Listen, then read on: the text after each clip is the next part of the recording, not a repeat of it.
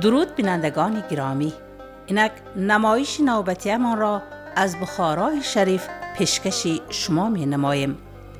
در شهری باستانی و همیشه جوان، برابر علم و هنر، فرهنگ و صنعت هم خیلی پیش رفته است.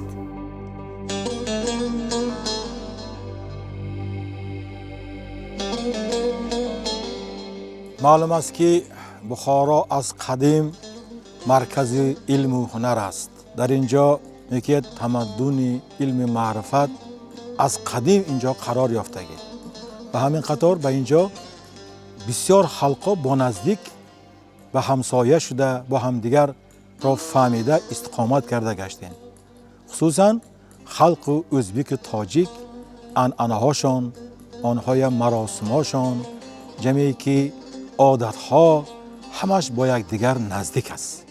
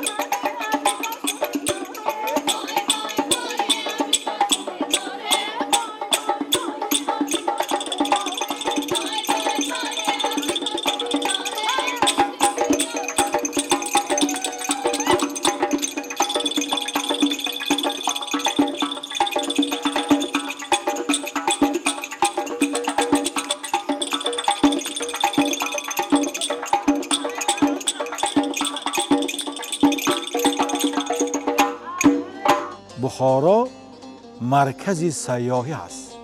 اینجایی که بر راه بریشیم بخارا که بود، اینجا بسیار کاروان‌ها می آمدن از اول.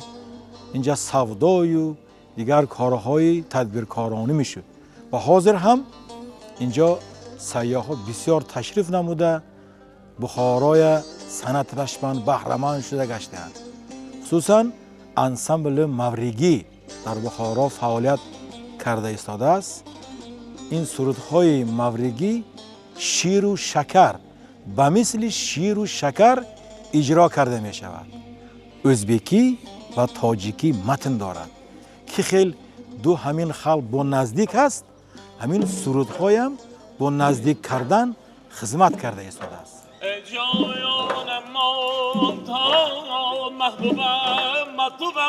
انسمبل مورگی بخارا یکی از برجسته ترین گروه های موسیقی عنعنوی آسیای مرکزی بوده، میراث نادری موسیقی کلاسیکی بخارا مورگی را حفظ و زنده نگاه می دارد. مورگی همچون یک جریان صنعت موسیقی تاجیکان و ازبکان بخارا به طایفه های قدیمی شش مقام، موسیقی مراسمی و سرودهای سفتی نزدیک است. انسمبل مورگی بخارا در نیم دویم عصر 20 تأسیس یافته، مقصد اساسی آن نگهداری، تحقیق و تبلیغ میراث موسیقی کلاسیکی بخارا است.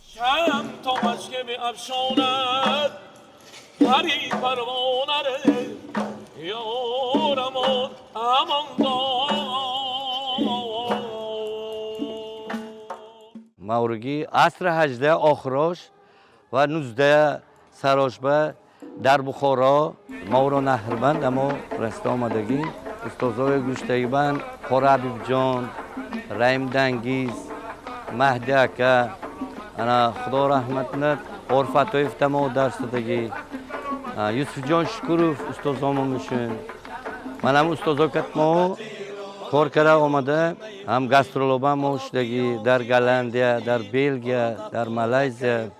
من نزدیکی با گسترول داریم. روسیه به گسترول ما است، بعد از این با شهر دوشنبه به نسبت شده است. و البته صنعت بخارای شریف ما در مملکت‌های خارج صنعت ما نسبت باشد نشان میدیم.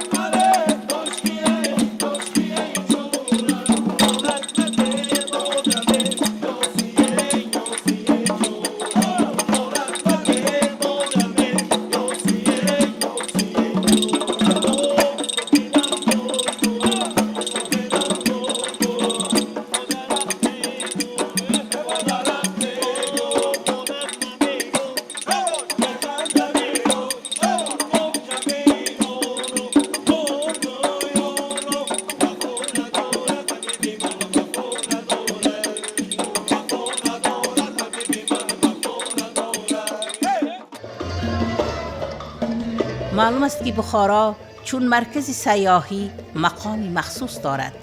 تشریف سیاحان خارجی و محلی در اینجا سال از سال می افزاید. این بیش از همه به امکانات‌هایی که سالهای اخیر در ساحه فراهم آورده می شود وابستگی قوی دارد. دسته هنری مورگی بخارا با دستورهای رنگارنگ همیشه نظر سیاحان را به خود جلب می نماید و بخارا را به مرکز دوست داشته اخلاصمندان هنر زیبا و فرهنگ تبدیل می دهد.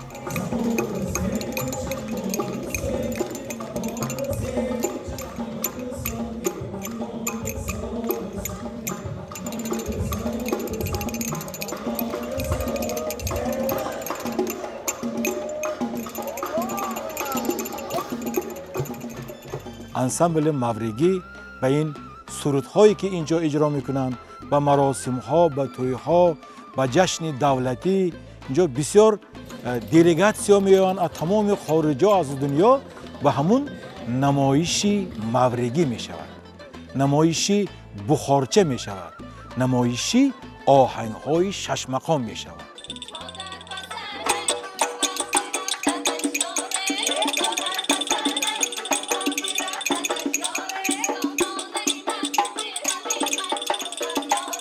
انسامبل ده‌ها سرود و آهنگ‌های قدیمی را از استادان بخارایی جمع آوری و ثبت کرده است. این ثبت‌ها امروز هم ارزشی تاریخی دارند. مطربان و شاگردان جوان طرز درست اجرای مقام و عنعنه‌های موسیقی بخارایی را می‌آموزند.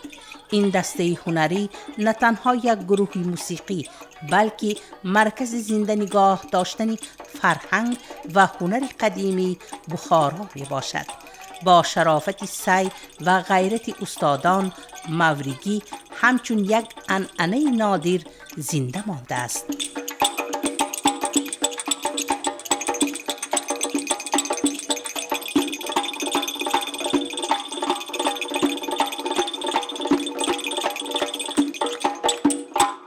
بخارای شریفه هم دو چیزش، یعنی شش مقامش و از شش مقام افاراش من پیدا شدگی این مثلا همین بخارچه ها، یعنی بخارچه ها که یکی سینتیز شدگی این سرودها، این مورگی بخارا. این مورگی بخارا من از چندین سالا، من 150 سال زیاد انا حاضر خوانده انداشتین. اینا همیش از دهن به دهن، یعنی از استاد به شاگرد این سلسله دوام کرده انداشته است. من همین سرودهای مورگیان همین که اینا استادان ما هم یاد گرفتگی این سرودها. انا ما پیشتر من بابا مهدی میگفتن، استاد مهدی عبادов همینجا و من اولیخان حسن و خیلی که من استاد خودم یوسف جان شکورов استادم، اینا در جایش مونده. هر یک سرود مورگی بخارا بسیار هم تو خلق به آغاز آورده یک وای کرده میکردگی استادا بودند. انا حاضر اکن دوامچوهاش ماها من اسم به الماس جان رستم، فاضل جان شریپов، خوش من جورابی خوشایف، اینجا سعید جان جعفرов، اینجا امید جان نعیمov، یک تله شاگردا من حاضر من در شما یک پیشکش میکنیم به اعتباراتون سرودهای مورگی بخارا. من از استاد خودم حبیب جان قاری من یک یاد کرده که 50 سال پیش یاد کرده دما گرزاندگی یک سرود هست. این کهنه یک سرود بند مورگی سرود بند. گر بخنده لیلت را میل شکر افشانه، زان دو لبت شیرین است خنده های پنهانه. قطره قطره میریزد خونم از دمی تیغت، نخل باغ عمرم را این بود گل افشانه. دل برم شب نوشی می به پنهانه، از درم در آمد یار با جمال نورانه. گر بخنده لیلت را میل شکر افشانه، زان دو لبت شیرین است خنده های پنهانه.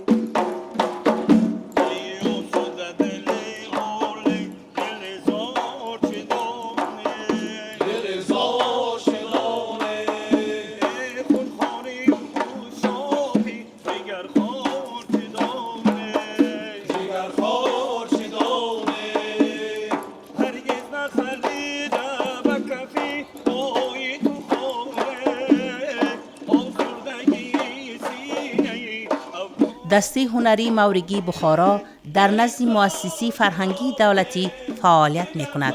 آن به حیث انسامبل مقام و مورگی پذیرفته شده است. بهر نمایندگی موسیقی سنتی بخارا در چاره‌بینی‌های ملی و بین المللی دعوت می‌گردد. این دسته هنری پیوند دهنده گذشته و امروز بوده هنری بخارای قدیم را در صحنه‌های معاصر زنده نگاه می‌دارد.